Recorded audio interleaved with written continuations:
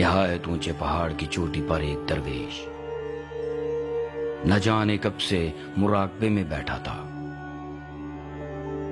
اس درویش نے اپنی ساری زندگی کائنات کے رازوں کا کھوج نکالنے میں صرف کر دی تھی۔ علم کا اتنا بڑا خزانہ حاصل کرنے کے باوجود وہ ایک الجھن میں مبتلا تھا کہ وہ کیسے اور کیوں کر اپنی زندگی کے حاصل کردہ علم کو آئندہ آنے والی نسلوں کے لیے محفوظ کر سکے۔ وہ جب اس خیال میں غرق تھا تو ایک خوفناک پھنکار نے اس کی سوچ کے تانے بانے کو توڑ دیا۔ درویش کو یہ پسند نہ آیا اور چونکہ وہ تمام جانوروں کی زبان جانتا تھا، اس نے سختی سے سانپ کو وہاں سے چلے جانے کو کہا۔ سانپ اسے نفرت کی نگاہ سے دیکھتے ہوئے مسکرایا اور اس پر حملہ آور ہوا۔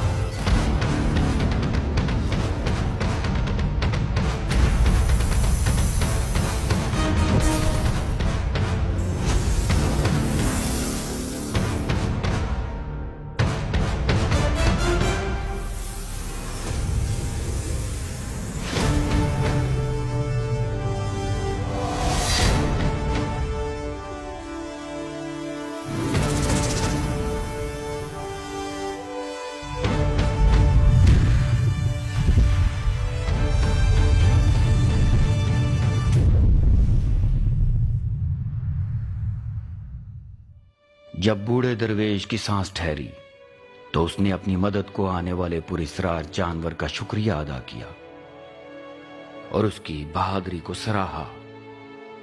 جانور نے کہا، میں مارخور ہوں، سانپوں کو فنا کرنے والا۔ صبح کے سورج نے طلوع ہو کر مارخور اور درویش کے اطراف اپنے نور کی کرنیں بکھیر دی۔ یہ ابتدا تھی ایک حسین دوستی کی۔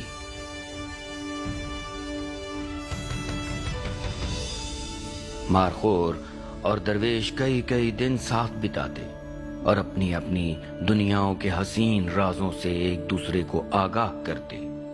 وقت گزرتا گیا، یہاں تک کہ ضعیفی کے باعث درویش کو احساس ہوا کہ اس کی آخری گھڑی آ پہنچی ہے۔ تب اچانک اس کو اس بات کا جواب ملا جس کی تلاش اسے کافی عرصے سے تھی۔ اس کے عزیز دوست مارخور نے افسردگی کے ساتھ اپنے قریب المرگ ساتھی کو کہا، وقت آ گیا ہے۔ درویش مارخور کا سہارا لے کر اٹھا اور چند لڑکھڑاتے ہوئے قدم لے کر آخری دفعہ غار سے باہر آیا۔ پھر شمالی علاقے کے عظیم الشان پہاڑوں کو مخاطب کر کے کہا، اے برف پوش چوٹیوں، گواہ رہنا کہ میں اپنے تمام علم کی حفاظت اپنے ساتھی مارخور اور اس کی آئندہ نسلوں کے حوالے کر کے جا رہا ہوں۔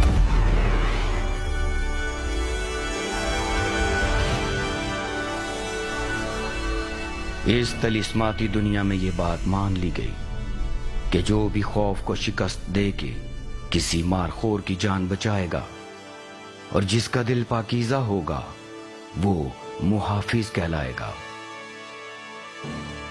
اسے ایک تحفہ عطا ہوگا، جانوروں سے گفتگو کر سکنے کا تحفہ، اور پھر سب سے بڑا تحفہ یعنی درویش کے علم کا خزانہ۔